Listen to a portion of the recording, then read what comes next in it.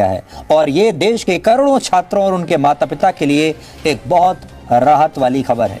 आज इस विषय पर प्रधानमंत्री नरेंद्र मोदी की अध्यक्षता में एक बैठक हुई, जिसमें छात्रों के अलावा उनके माता पिता और राज्य सरकारों के सुझावों पर खुलकर चर्चा हुई।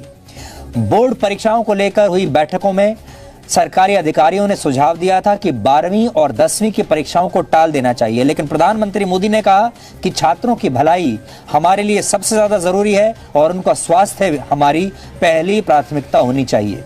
हम उनके स्वास्थ्य का भी ख्याल रखेंगे और उनकी शिक्षा भी प्रभावित नहीं होने देंगे।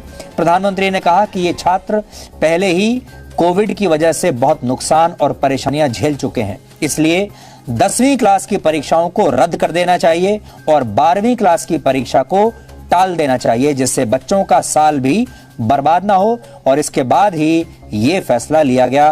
प्रधानमंत्री ने आज इसमें हस्तक्षेप किया और फिर ये फैसला तुरंत ले लिया गया। सबसे पहले आप ये समझिए कि 10वीं कक्षा की बोर्ड की परीक्षा रद्द होने का क्या मतलब है। अगर आपके बच्चे 10वीं क्लास में पढ़ते हैं तो, क्योंकि बहुत सारे छात्र आज ये पूछ रहे हैं कि अगर वो परीक्षा ही नहीं देंगे तो फिर उनके अंक यानी मार्क्स कैसे तय होंगे और वो अगली कक्षा में जब जाएंगे तो कैसे जाएंगे।